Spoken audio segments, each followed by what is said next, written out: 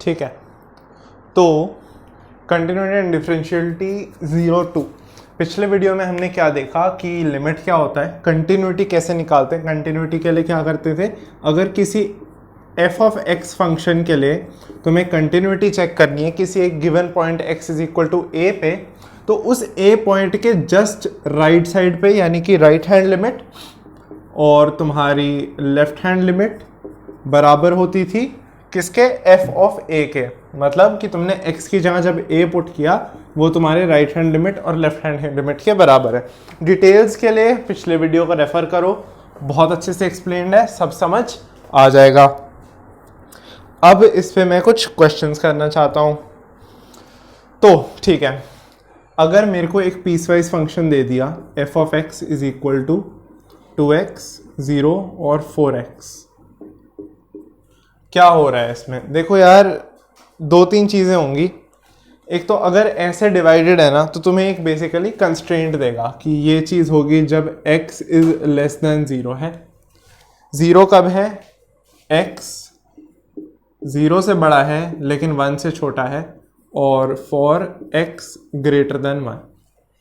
क्या ये समझ आ रहा है। मुझे क्या करना है, मुझे कंटिन्यूटी चेक करनी है और मुझे ये बताना है कि किस पॉइंट्स पे डिसकंटिन्यूअस है, और अगर कोई पॉइंट्स पे डिसकंटिन्यूअस नहीं है तो ये कंटिन्यूअस है या नहीं। कैसे करोगे, कुछ नहीं करना। इसमें मेरे को एक की जगह अब दो पॉइंट्स ऑफ इन्फ्लेक्शन दिख रहे हैं, 0 और 1। तो पहले तुम्हारा x इज इक्वल टू 0 के लिए क्या प्रूव करना है तुम्हें, f of 0 should be equal to left hand limit किसकी, 0 पे is equal to right hand limit. कहां पे हैं ये दोनों x इज इक्वल टू 0 पे है ना। क्या हो जाएगा, f ऑफ 0 का क्या मतलब है, f ऑफ 0 है फंक्शन की वैल्यू 0 पे, यहां पे 0 है और इक्वल टू का साइन इधर है, ये वैल्यू 0 है तो मैं डायरेक्टली यहां पे 0 लिख दूंगा। लेफ्ट हैंड लिमिट का क्या मतलब है, लेफ्ट हैंड लिमिट का बेसिकली मतलब ये है 0 1, 0 के जस्ट लेफ्ट पे इस तरफ, 0 से लेफ्ट कौन सा वाला इंटरवल है, ये वाला लेस देन 0, और यहाँ पे क्या है 2x है। तो क्या लिमिट है, limit x tending to 0 minus क्या भला 2x है ना। 0 के लेफ्ट साइड पे 0 माइनस 0 के लेफ्ट साइड जस्ट लेफ्ट, और ये बराबर हो जाएगा किसके, RHL। RHL क्या है, राइट हैंड लिमिट, 0 के जस्ट राइट पे, 0 के जस्ट राइट पे ये 0 से 1 वाला इंटरवल है जो मुझे यहां दिख रहा है, सीधा 0 सीधा 0। ठीक है, इसको कैलकुलेट करना है, 0 इज इक्वल टू लिमिट, इसमें क्या अब ये पढ़ाया था 0 माइनस h हो जाएगा। अगर यहां पे a होता तो a माइनस h हो जाता। h तुम्हारा बहुत बहुत छोटा वो वाला नंबर है,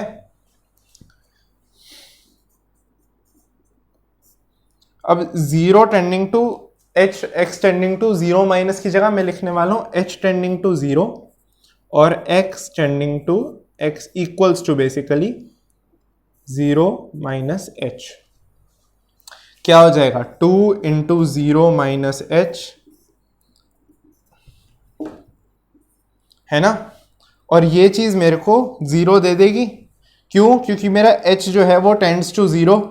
इसमें जब तुमने डायरेक्टली 0 पुट किया, 2 इंटू 0 0 0 0 0, ये चीज कंटिन्यूअस है at x is equal to 0। अगर मैं बात करूं दूसरे पॉइंट की, दूसरा पॉइंट कौन सा है मेरे पास, x इज इक्वल टू 1 है।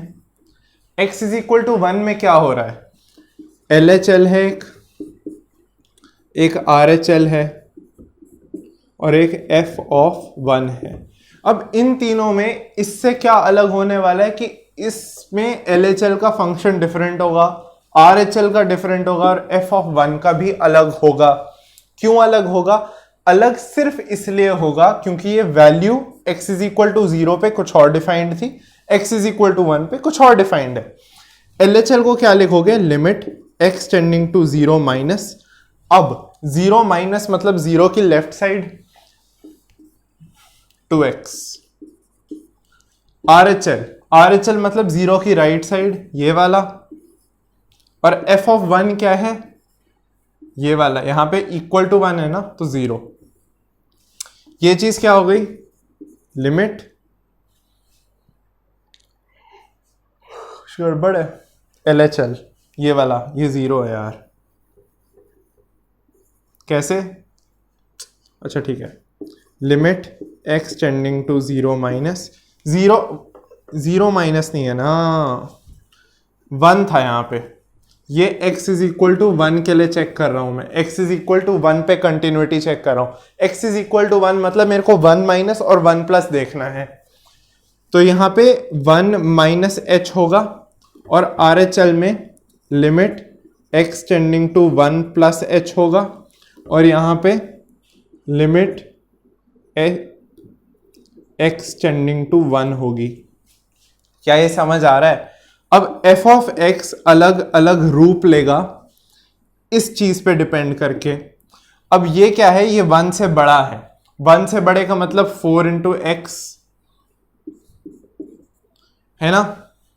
यहां पे क्या होगा, अच्छा यहां पे देखो 1 माइनस एक्स है, 1 माइनस एक्स मतलब 1 से छोटा, ये वाला 1 से छोटा है 0, और यहां पे क्या होगा, ये x टेंडिंग टू 1 है, बराबर 1 के यहां पे है 0। क्या ये समझ आ रहा है क्या हो रहा है? ये 0 है, ये 0 है, यहां पे क्या होगा, x tending to 1 plus h है अगर, तो यहां पे 1 की वैल्यू 4 इंटू h क्या हो जाएगा, अगर मैं 4 इंटू, ठीक है, h अगर तुम इसमें पुट करते हो तो h को भी डिफाइन करना पड़ेगा, और जब तुम h इसमें पुट करोगे तो तुम्हारी लिमिट x से h में कन्वर्ट हो रही है। अगर तुम्हारी लिमिट x से h में कन्वर्ट हो रही है तो h को भी तो अलग से लिखना पड़ेगा। क्या हो जाएगा, h टेंडिंग टू 0 है, h क्या बोला था, छोटे से छोटा पॉसिबल नंबर है 1 प्लस h, h अगर 0 है, टेंडिंग टू 0, ऑलमोस्ट 0 ले लिया, तो ये 4 आ रहा है। क्या ये कंटिन्यूअस है? नहीं, ये कंटिन्यूअस नहीं है। तो इसमें मुझे क्या पता चला, अगर इसने मेरे को ऐसा क्वेश्चन आया कि find all the points of discontinuity, तो मुझे क्या पता चल रहा है कि x इज इक्वल टू 0 पे तो ये फंक्शन कंटिन्यूअस है, ये जैसा भी अलग सा फंक्शन है, और x इज इक्वल टू 1 पे भी हमने ट्राई किया, वहां पे नॉट कंटिन्यूअस आया। ठीक है, इसको कॉपी कर लो यार, इंपॉर्टेंट चीज है ये। आगे एक और क्वेश्चन की टाइप जो बेसिकली आती है, जो इंपॉर्टेंट है, वो होती है तुम्हें लाइक एक एक्स्ट्रा वेरिएबल आ जाएगा और कह देंगे मतलब तुम्हारा फंक्शन कंटिन्यूअस है। अब उस एक्स्ट्रा वेरिएबल की वैल्यू तुम्हें इस तरह से कैलकुलेट करनी है कि तुम्हारा फंक्शन जो है वो कंटिन्यूअस रहे। तो ऐसे में क्या होता है कि तुम्हारे को बता दिया, जैसे ठीक है, पहले एक छोटी सी चीज और है, एक इंपॉर्टेंट चीज, ये सबको याद होगा,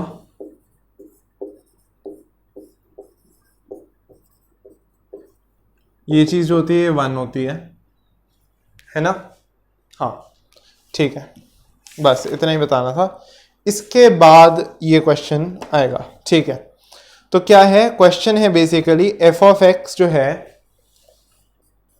वो है तुम्हारा k cos ऑफ x और नीचे पाई माइनस 2x फॉर क्या, x is not equal to pi by 2, और जब x पाई बाय 2 के बराबर है तब लिमिट की वैल्यू 3 है।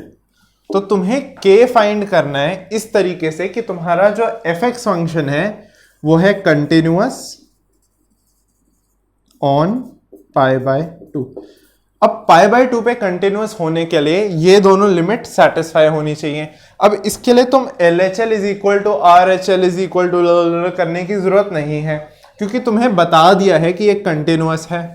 अगर ये कंटिन्यूअस है तो तुम्हें k की वैल्यू निकालनी है, अगर कुछ नहीं है कंटिन्यूअस, ये बता दिया। तो अब इसमें ये तो सॉल्व्ड है तुम्हारे पास, तुम्हें इन दोनों लिमिट्स को इक्वेट करना है और इक्वेट करके x की value as a limit put करके इस k को निकालना है। क्या बोला मैंने कहा कि तुमने लिमिट x टेंडिंग टू π/2 को इसमें पुट करना है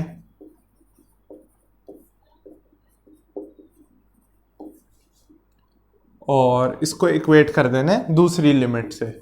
अब ये कैसे करोगे यार? इसको करने का सबसे आसान तरीका ये है कि ये जो डिनोमिनेटर है ना, इस पूरे को देखो क्या करना है। बेसिकली तुम्हें पता है कि ये sin x/x की फॉर्म में किसी तरह मुझे लाना है।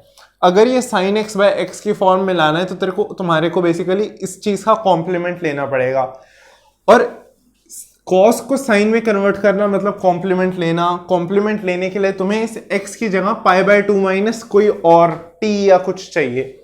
तो मैंने क्या करना है? अब मैंने करना है t is equal to π/2 minus x, है ना? उससे क्या होगा? x is equal to π/2 minus t मिल जाएगा, है ना? इस क्वेश्चन को मिटा रहा हूं मैं पूरे को। आई एम होपिंग तुम्हें क्वेश्चन कॉपी किया है, ठीक है? ये चीज को मैं यूज करने वाला हूं। ये एक ही चीज लिखी है ना, ये इधर गया तो माइनस हो गया और ये इधर आया तो प्लस हो गया, ठीक है? तो ये पूरा डिनोमिनेटर क्या है? ये π-2x है। अगर मैं यहां पे 2t को लिखूं, है ना,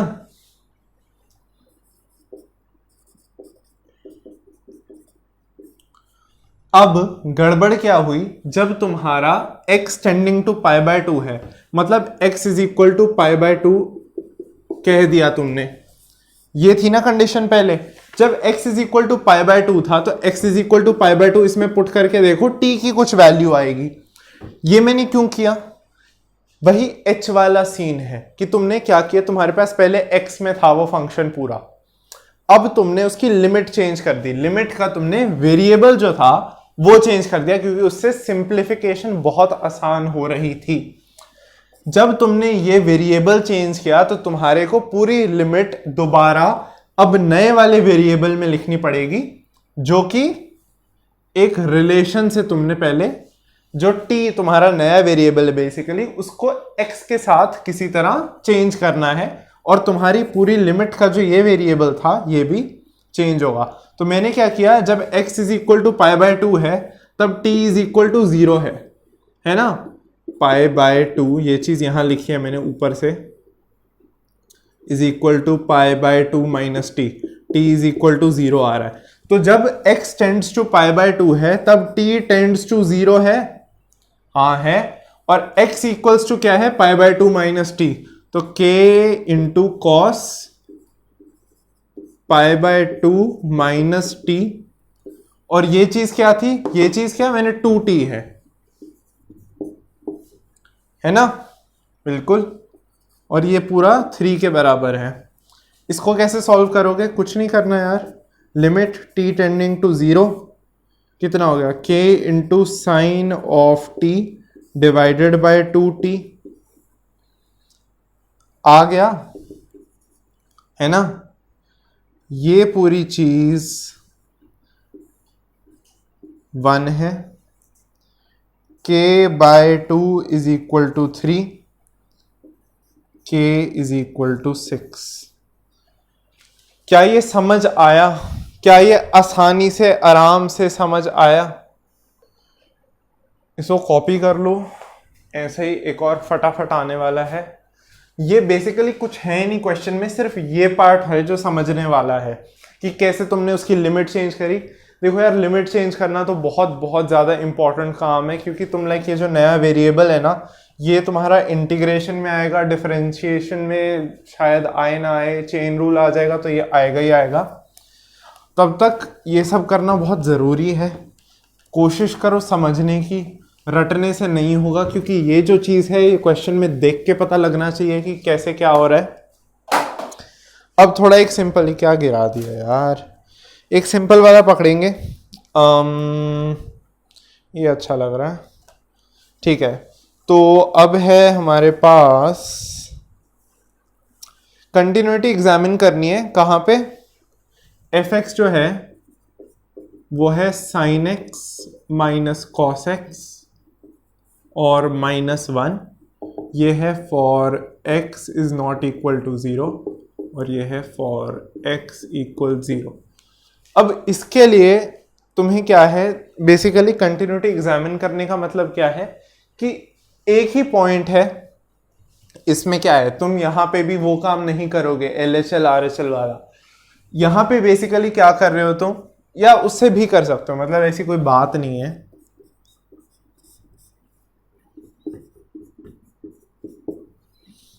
दूसरा तरीका भी देख लेंगे। हाँ, तो बेसिकली एक ही पॉइंट दिख रहा है मेरे को गड़बड़ वाला, x इज इक्वल टू 0, है ना। इस पॉइंट पे मेरे को इस पूरे फंक्शन की कंटिन्यूटी चेक करनी है। उसके लिए यहां पे क्या होगा, limit x tending to 0 minus h होगा, यहां पे limit x tending to 0 plus h होगा, और यहां पे लिमिट x टेंडिंग टू 0 जाएगी। इनमें फर्क क्या है? फर्क यह है कि x जब 0 के बराबर है तब डायरेक्टली -1 लिमिट आ गई, मेरे को लिमिट लगाने की भी जरूरत नहीं पड़ी। यहां पे f ऑफ x क्या होगा, sin x minus cos x है,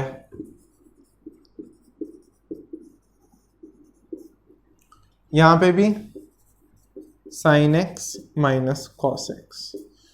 अब इसमें क्या है यार, इसमें कुछ खास नहीं है क्वेश्चन में, क्यों? क्योंकि तुमने जैसे ही 0 की जगह, अब देखो क्या है, x में तुम -h पुट करने वाले हो यहां पे, और अच्छा चलो एक पकड़ लेते हैं पहले, यहां पे x इक्वल्स -h डालोगे, h tending to 0 sine of -h plus cos of -h क्या हो जाएगा, limit h tending to 0 cos h minus sine h, है ना। नहीं, यहां माइनस था, यहां माइनस था, यहां भी माइनस था, यहां क्या हो जाएगा, यहां पे बेसिकली तुम्हारा x is equal to h है तो कोई फर्क पड़ेगा नहीं, h tending to 0 sine h minus cos h, है ना। अब h इज इक्वल टू 0 जब दोनों में पुट किया, दोनों में पुट करोगे ना वैल्यू, ये चीज 0 हो जाएगी, साइन 0 0, और माइनस कॉस 0 -1, यहां पे क्या होगा, 0 पुट किया, साइन 0 0, कॉस ऑफ 0 1, लेकिन बाहर माइनस है, ठीक है।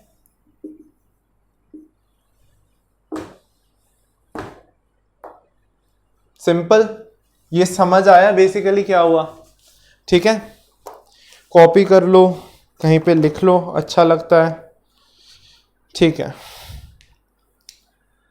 अब एक थोड़ा ट्रिक क्वेश्चन करने वाले हैं हम,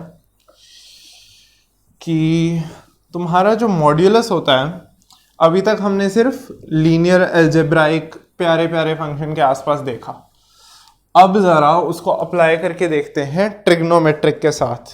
मतलब कि क्या चेक करना है, साइन ऑफ मॉड्यूलस x, ये है तुम्हारा एफ एक्स।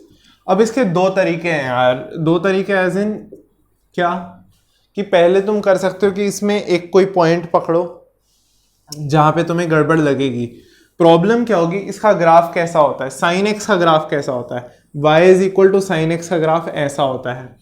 जब तुमने यहां मॉड्यूलस लगा दिया, मतलब तुम्हारा x नेगेटिव नहीं गया, x नेगेटिव ना जाने का मतलब है कि ये सारा पॉजिटिव में है। इसको बेसिकली कहने का मतलब ये है कि तुम्हारा डोमेन कंस्ट्रेंट हो गया। अब दो तरीके क्या है, या तो तुम पहले LHL RHL और f ऑफ कोई एक नंबर ले लो और तुम्हें दो तीन जगह जहां क्रिटिकल पॉइंट्स है, मतलब एक बार तुमने पीक पे चेक कर लिया, एक बार एक स्टार्टिंग पॉइंट पे चेक कर लिया, एक जगह आगे कर लिया, 4 जगहें आएंगी, हमें वो हरकत नहीं करनी। सिंपल सी बात है, तुम्हें क्या करना है, तुम्हें ये प्रूव करना है कि तुम्हारा साइन एक्स जो है, ये पता है ना, साइन एक्स है वो कंटिन्यूअस है, और जो तुम्हारा मॉड्यूलस ऑफ एक्स होता है f of x is equal to mod x, ये भी कंटिन्यूअस है, दोनों कंटिन्यूअस फंक्शन है।